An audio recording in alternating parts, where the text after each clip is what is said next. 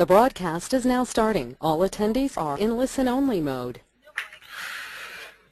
Good afternoon, everyone. This is James Hughes, Chief Market Analyst at Alpari. I hope everyone's okay this afternoon. Welcome to the webinar. This is the weekly market roundup webinar, which happens on a Thursday. This is the last one, actually, of the year. So we will these may continue into the new year, but this is the last one. Last one of 2011, and it's a pretty good one actually, because we have the luxury of, while we're talking in this webinar today, we will get the ECB rate decision. So that will be happening at 12:45, so in around 15 minutes time.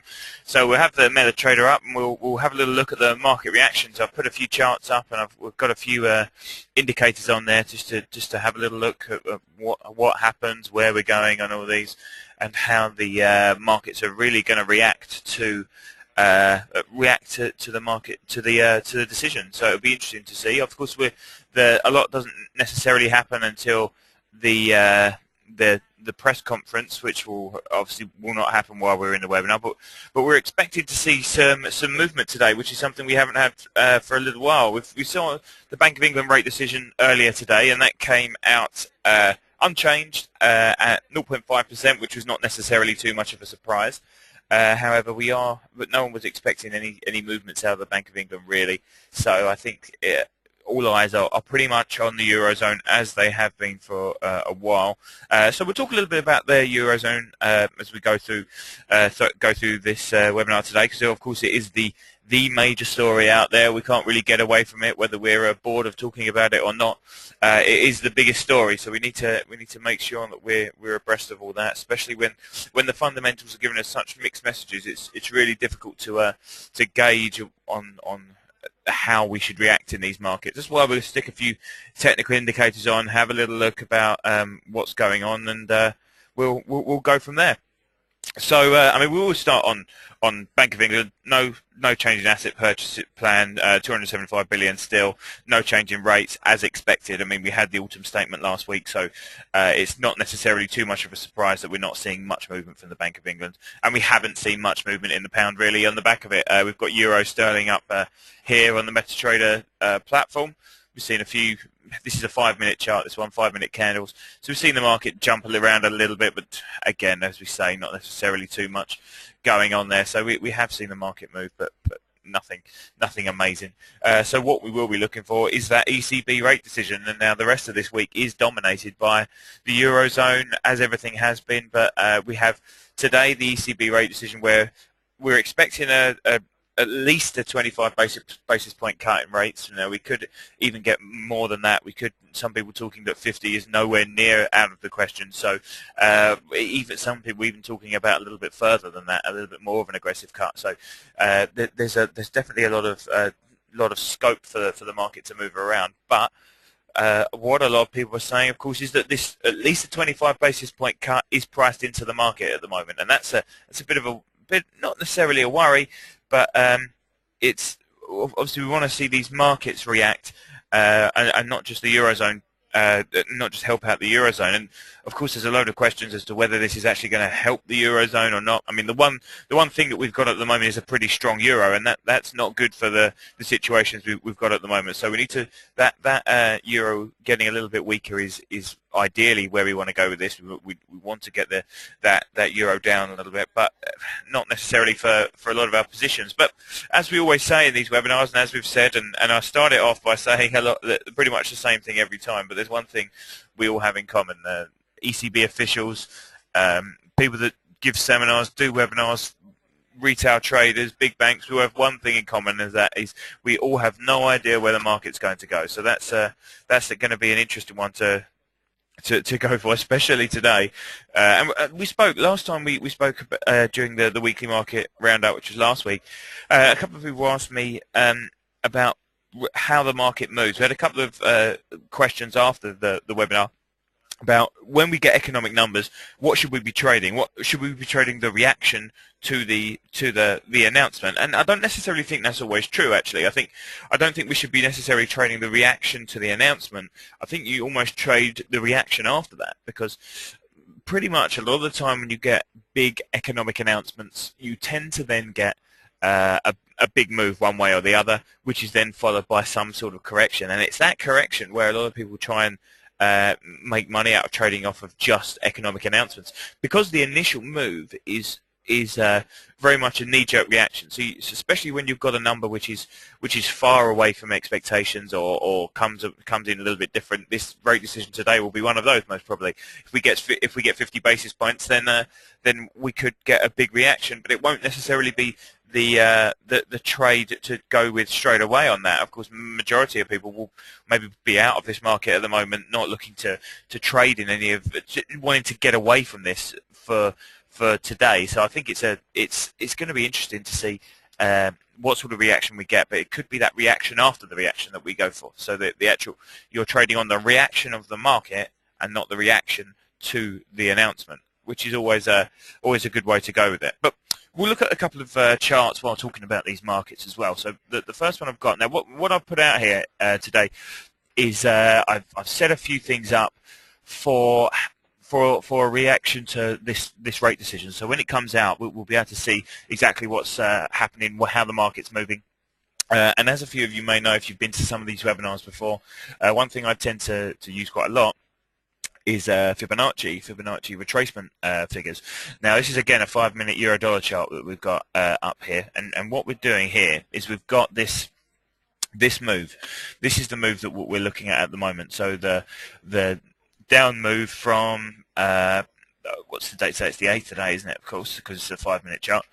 So we're looking. This is from earlier this morning. So this move here. This is the great thing about Fibs, is that you can use it over any time scale, and this is why I like it. The retracement figures work over quite a long way, and this is going to help us out, this one, I think, a little bit, because if you can see the move, this is the move that we're looking for, and we're now going to look. It's actually broken a little bit below, so we may even move this lower, but we're now looking for the reaction to this. So the market's coming back higher. We're going to get this ECB rate decision, and it'll be interesting to see if any of these numbers hold up. And one thing we do have around the 61.8% retracement level, which of course is the most important one when you're looking at Fibonacci, we have a little bit of support here, resistance here on the upside. So any big move up here, and now in the grand scheme of things, we're not looking at that many points. So what we could even have here is just the market fly higher and really break through all of this and disregard all of these fibs, because we're not talking that much. But it depends what we get. If we get a 25 basis point cut, we could see these movements,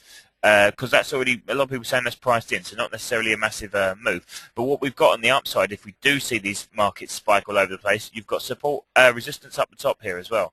Okay, so these highs around here, we've got slight breaks at the top here, but we still have that resistance level up around that 134.25 sort of area. So so we're going to be looking towards that when the markets, when something does actually happen, if it does happen, if we get a surprise. And interestingly, down here, we've had, the whole time we've been trading around these sorts of levels, we've seen the RSI, which is this overbought, oversold indicator. So if you don't know what an RSI is, very simple oscillator. People tend to get a bit panicky when you look at oscillators, but this one's very, very simple. And that's always my approach to technical analysis. I like to keep things very simple, use the simple indicators, and keep going, and not necessarily cloud my judgment with anything too more complicated. Oscillators are a bit more complicated, but not this one. Very simple. Overbought and oversold indicator. If it goes above 70%, the market is saying that it's overbought and it's going to come lower. If it drops below 30%, again, with the other way. Okay, we're looking for the market to react differently, and it's looking oversold and it's going to bounce. So at the moment, it's been interesting because we've had these moves down to here over the last few hours or so, and the market's bounced off of it. Now we're still down around these. We were down around these low levels. We didn't necessarily get to that real low level. We didn't go to that 30% level and say the market was oversold, even on the back of this big move. So we're now sitting in the middle of the 70 and 30. So the RSI is telling us literally there is no trade in this. But we'll look for any reaction. I mean, we're getting up maybe closer to 38.2. But I do think the important one in this is going to be 61.8, and how the market moves and how it reacts is going to be around this area if we do move ourselves up towards it. So that's going to be something to look for when this rate decision does happen. Looking at Euro Sterling, we've got pretty much the same sort of thing. 5-minute chart, probably the same move from this morning. Market fell lower. That's the move that we've got, and this is the move we're looking for the retracements on. So again, we've got 50% acting, and one of the key things about Fibonacci is when it breaks, you look for a reaction. So again, after we saw a break there, we looked for the reaction, and the market went lower. We saw a break there, huge reaction, the market came lower again. So we look for that reaction. The 50% one's acting like a bit of a resistance on the upside now, and there's another line in there. We just add it in. We've got this level here now is acting as a bit of resistance. So 85.35, 85.34. That's another resistance level on the upside there. Now we can get a little bit. People can get a little bit skeptical about these, because you can say, well, what you're basically doing is you're adding enough lines in. If you put enough lines in here, you're going to get something to work. But I mean, you can see, especially with the resistance level I've just put in, there's definitely some touches there. Definitely a place we'd look at for a little bit of a resistance there. So again, this is going to be a key one to look out for when we go with the rate decision. Now let me just put that RSI on this one as well. Again, I like these indicators that allow us to use any time frame. So, and it's so simple to use. But let's go. I'm trying to find where it is now. Indicators, oscillators, relative strength index. There we go. And I always use 14 periods. It's the general rule of thumb when it comes to RSIs, but I don't tend to necessarily play around too much, so we'll keep that one there.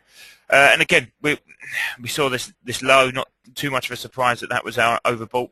We've never got back up being anywhere near. Sorry, it's oversold down here. Never got anywhere near going up there. So it's interesting that the market has failed at this sort of area. It'll be interesting to see what we do a little bit later when this market goes up towards here, and if we do get any sort of reaction coming down. But of course, at the moment we're seeing these moving all over the place, and quite a lot of big moves and big swings, and of course that's what we want. A lot of people say, oh well, these at the moment these markets are very hard to gauge. I don't necessarily want to be in the markets, but the one thing of course we have to think about is what we look for is volatility. Volatility is key to us. That is what we live for as traders. If we don't have the volatility, we don't have the trade. So it's really important that we get that. And a lot of people, when you think about trading and you think about how people want the markets to behave, traders maybe want the markets to behave a little bit differently to everyone else.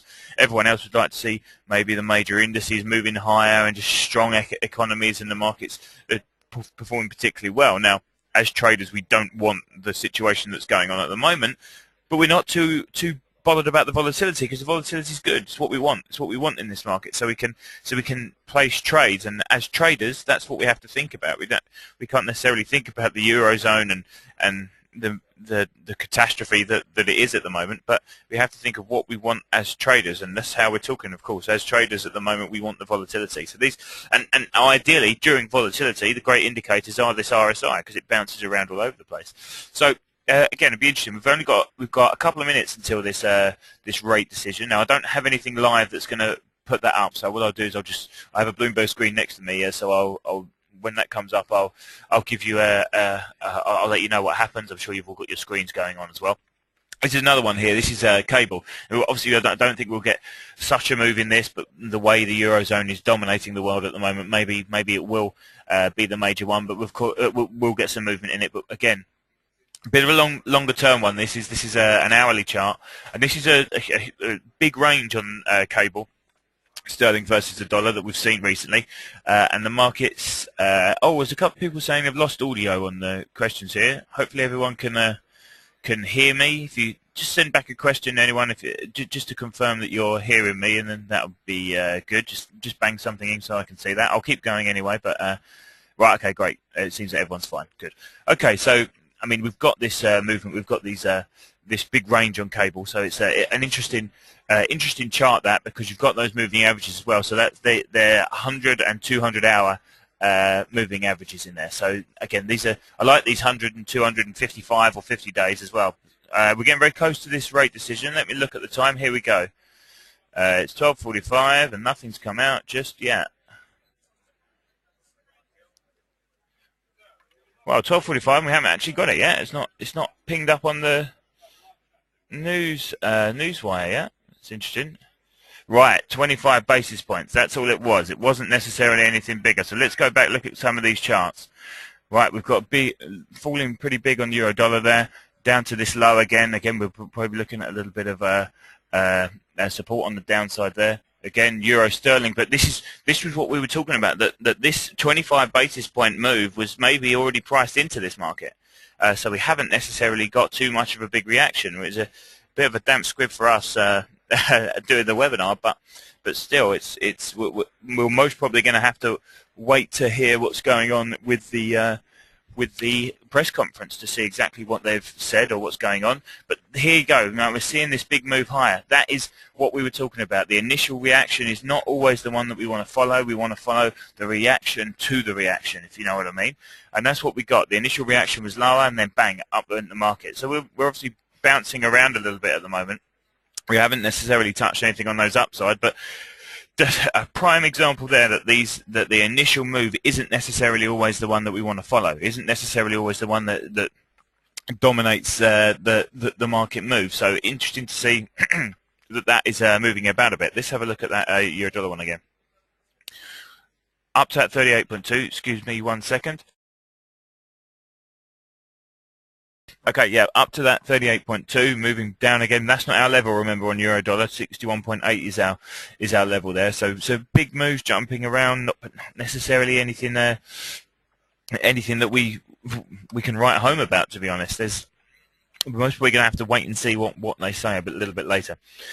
Okay, well that wasn't too much excitement, so we'll go back to what we were talking about in cable. We didn't necessarily get too much of a move on this as we thought, but remember this is a longer term chart, so we've not necessarily got too much in the way of reaction. But this is a big trading range that we've got here, which has been dominating us for a little while. So these highs, 57.45, 57.50 or so. Is acting as quite a big level on the upside, so a good one to get a hold of and a good one to trade on, and we're trading pretty close to this at the moment. So this is an interesting place where we can look for any sort of trades because of how the market's moving around at the moment. We have seen it narrow out. We've had these couple of spikes over the last few hours or so, but again, the market has tested this a couple of times, especially today. Going back here, seen a couple of pops above these levels as well. So I think interestingly enough, on the upside of this, I think we'll be looking for anything towards here to act as a little bit of that negativity, because you see the way it's moved recently. But I think give it some leeway, this one, especially on the upside. Any breaks of this level, we've seen a couple of breaks before and it's always come lower, so I would definitely give this a little bit of leeway on the upside if we do get a break. Doesn't always mean that it's completely over, and this is what sometimes I get a bit I think those purists in technical analysis shoot themselves in the foot a little bit, because if you're saying that, you would say, well, these are breaks, this is not a level at all on the upside, but you can see that it's most definitely acted as resistance, so you definitely need to give this a little bit of time, a little bit of space. So if you do get a break, definitely we could see a reaction the other way, so it's definitely not all over if we do see that. And again, let's see what happens as this comes lower, because we've got this level at the bottom, 55 basically, 55.54. That is that's where we're acting. Again, this is the low, but every time we've come down, we've come to around that sort of place and gone higher. Interestingly enough, here as well, a spike above that 70-day, that 70 level on the RSI, oversold market. The oversold market brought us lower, but not necessarily by too much. If you look here, we've got a little bit of divergence here, because that is a slight incline and this is a slight decline. Okay, so when the two aren't necessarily following each other, that gives you an idea that the market's turning. So I wouldn't be surprised if maybe we got something a little bit different out of this, and maybe saw that level tested, and if not even broken quite significantly because of that divergence. And that's not just a short amount of divergence, that's pretty big. So that's definitely an upward move there, and this is definitely a downward move. So keep an eye on that one. That might be an interesting one to look for as we get follow this one on a little bit further. So definitely one to keep hold of. Let's go back to this euro dollar. Right, fantastic for us here, because look at the move on the upside all the way up, stopped right on that resistance level, and we're going up now. We're going to maybe do the same. Okay, the market's moving around pretty nicely for us here, actually. So we've definitely got this 61.8 acting as that resistance on the level, resistance on the upside, a little bit of a break, but still interesting to see how this one is trading. I think there's probably still a little bit too much in the way of volatility at the moment, because we don't know if that's going to hold, but it's definitely acting as that resistance level on the upside. This is why I love these fib numbers, because they're always pretty easy to get to gauge how the market is moving on a short-term, long-term, or medium-term range, because these fibs just work all the time. You can put them onto anything. Maybe if we moved this lower, which probably what we should do, we wouldn't necessarily be acting so much as the 61.8. But I mean, on this move, we definitely were there, and it's, as you can see, that it's definitely acting as that level on the upside. Let's look at the euro sterling one. Euro sterling again, so we're getting a little bit of resistance here. It's a bit choppy in this one though, so there's not really too many real clear signals. We've got maybe a couple here if we stick in a line. Maybe we're grasping at straws a little bit, but let's stick it in anyway. So pretty much there. But as we said, so I mean, you've got 3 touches there. But yeah, again, you could be grasping at straws, and this is why a lot of people get a bit funny with these, as I said before, is because look how many lines in there we've put. So you're guaranteeing yourself you're going to make a trade at some point within that. And the big thing is, and I'm a massive advocate of this, is the old saying that sometimes not placing a trade is just as profitable as actually placing a trade. So by putting all that stuff in there, it goes against a little bit against how I view it as well. But 3 touches of a line on the upside, even though she's very short-term 5-minute chart, could definitely be an act. So I just want to go back to this euro dollar again. Yeah, this level's really kept holding up. Nice level holding up there. So I mean, good move. Fibs again, really telling us where the markets are going. Actually, it's just a nice move there. So apologies to anyone if you're going to be watching this. Of course, gets put on our YouTube channel and is webcasted later. So apologies if you're watching that. You're not necessarily getting the excitement or the moves of the live trade, but it's nice when we get a bit of economic data at the same time. So let's talk a little bit more about what we're waiting to see out of the next couple of days, and talk a bit more about the markets for the last 10 minutes or so. We'll keep an eye on this trade and keep an eye maybe on both of these pairs, but tomorrow, of course, is another big day, and I can see Timothy Geithner currently on Bloomberg, and he said something that will rile quite a lot of people, I think, today, is that he said that investors should be encouraged by the progress being made by officials at the summit. Now, to me, I think that's crazy, because how can you feel encouraged when this isn't the first summit, of course, we've had the G20, we've had finance officials, EU, Eurozone leaders meeting all of the time, and they have not come up with absolutely anything at all. So to say that we should be encouraged about what's being done this time, I think is crazy, because you can't encourage the markets like that, especially someone of his power, when the skeptics are really out. And yet again, we most probably don't think we're going to get anything of any note of any interest tomorrow. So it's going to be, I think tomorrow could be disappointing or go the other way. And I don't think this S&P downgrade or S&P ratings agency warning to the Eurozone will cause too much of a difference, really.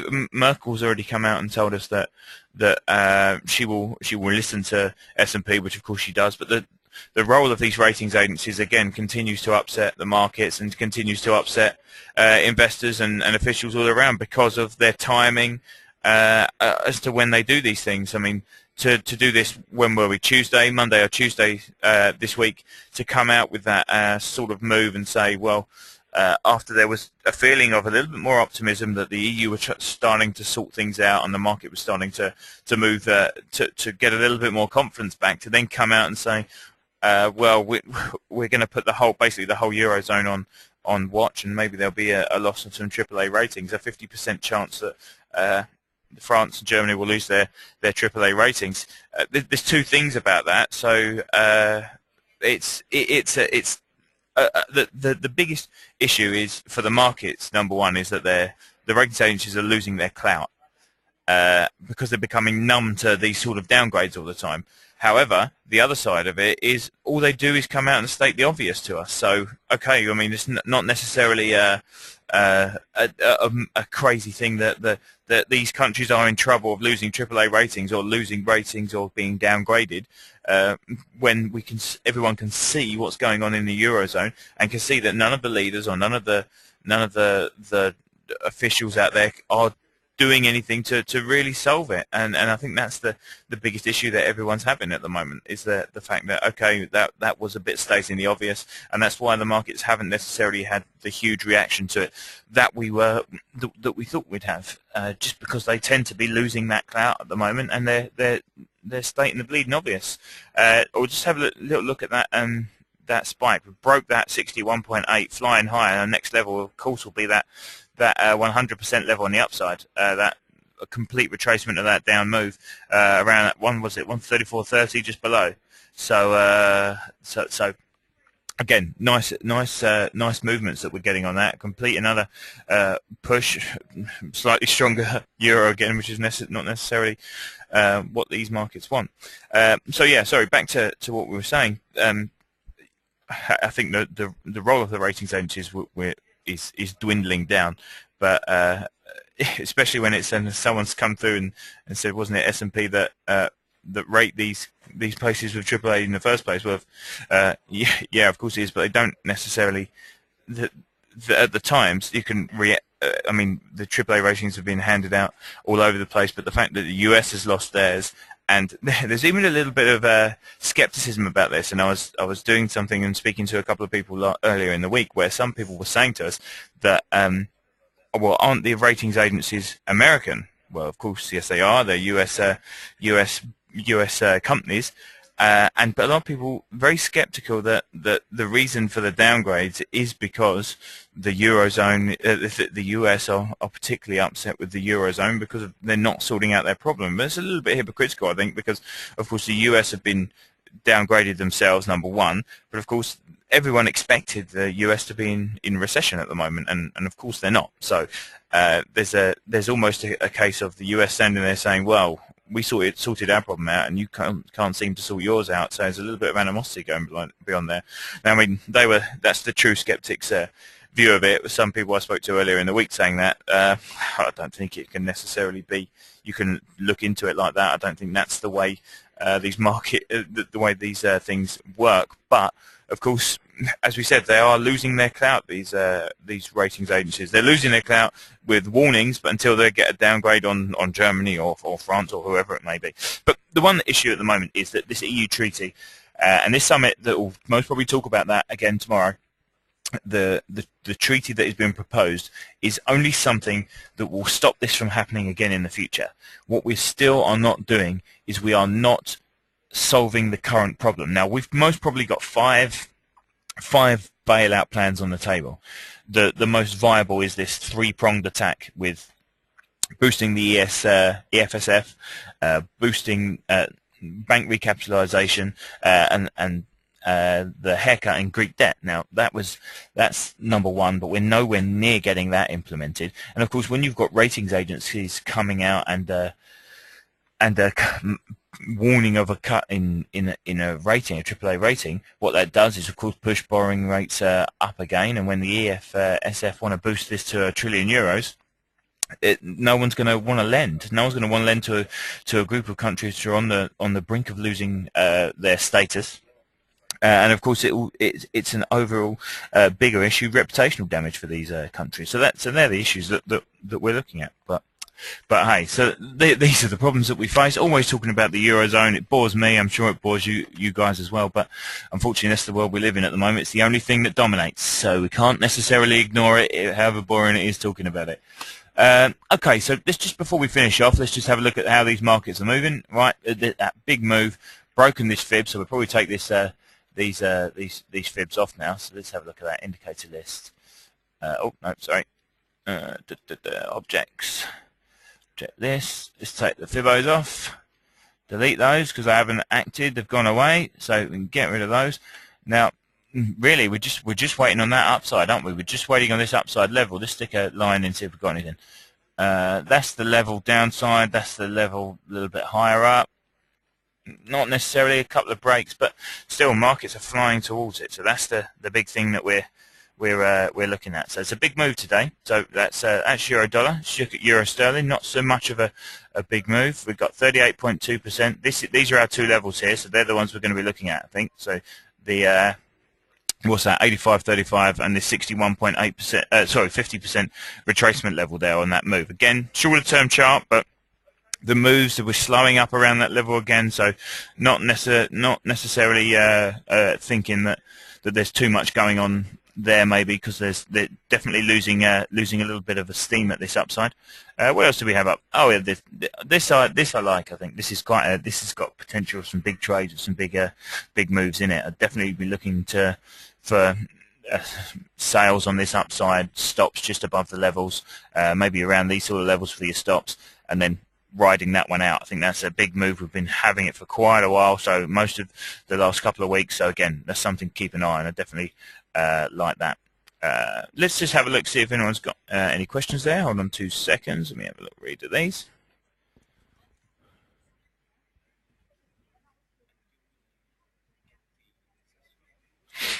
One of you here saying we need a few defaults. I think I absolutely agree. This is one thing that this brings me on to something. Actually, we do need a few defaults. We were speaking about Greece defaulting a while back, and that's exactly what we needed. And people ask me quite a lot of times, why is the euro still so strong when the eurozone is falling apart? Well, the reason for it is that you've got the countries that are on the brink of getting thrown out are the weak countries. If you get rid of them, you're left with the strong countries. So you're left with fundamentally a stronger euro. So that's why it's holding up a little bit more.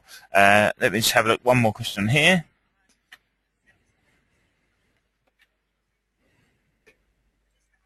Euro dollar getting close to that 70. The question is, euro dollar is getting close to 70 level on the RSI. Should that be read as a pending swing back lower in the next couple of hours? Yeah, potentially, definitely, because what you've also got is this 70% level and coming close to this resistance level on the upside. Read those both together, and you've got again a potential swing there of the markets in a bit of a range. So definitely look out for that. I'd keep an eye on it. We're failing around this sort of area again as the markets are going higher. And we're even getting a little bit of a turn around in this RSI. So definitely keep an eye on that. That's definitely true. It could be a potential swing back lower. One more. Hang on a second.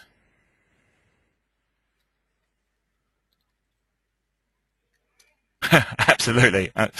Just coming back to that, we needed a few defaults. I hope you don't mind me reading this out, but loans covering loans create more debt. It's a black hole. Be a man and take your losses. Yeah, that's very true. I think we should take in heed of that. Is definitely where we should be. It's like saying to someone, well, I've got a £350,000 mortgage on my house, and I can't pay it. It's like the bank going to you, well, I'll give you a loan so you can pay your mortgage payment. Yeah, okay, that helps you short term, but doesn't help you out in the long term, unfortunately. You've got to pay it all back at one point. One more question here. Do you recommend moving to a higher time frame to identify better support and resistance? Not necessarily. I think they work all the time. I mean, the more longer term ones tend to work a little bit better because, of course, you have. I mean, and the ideal example of that is that cable chart. The longer term you go, and the more touches you have. I mean, you've got two ways of reading whether they're good support and resistance levels. One is how long it's been holding, and the other is how many touches it has. Now, the touches can happen on a regular basis, short-term, long-term, doesn't matter. But the length of it, of course, goes on days. So if you've got this hourly chart and it's been holding for what we got there, almost a week, then of course that's the stronger one. That's why I like this cable chart that little bit more, because it's got a few touches on that resistance line on the upside. It's got a few touches on the downside. It's been holding for quite a while. So there, you would say that they are the stronger support and resistance lines rather than anything else in the shorter term. Okay, looks like that's all the questions. So thanks very much for all your time today. The webinar will be up a little bit later this afternoon on our YouTube channel. So have a little look on there if you do want to come back to anything. If you have any questions, please feel free to email me. The email is webinars@alpari.co.uk.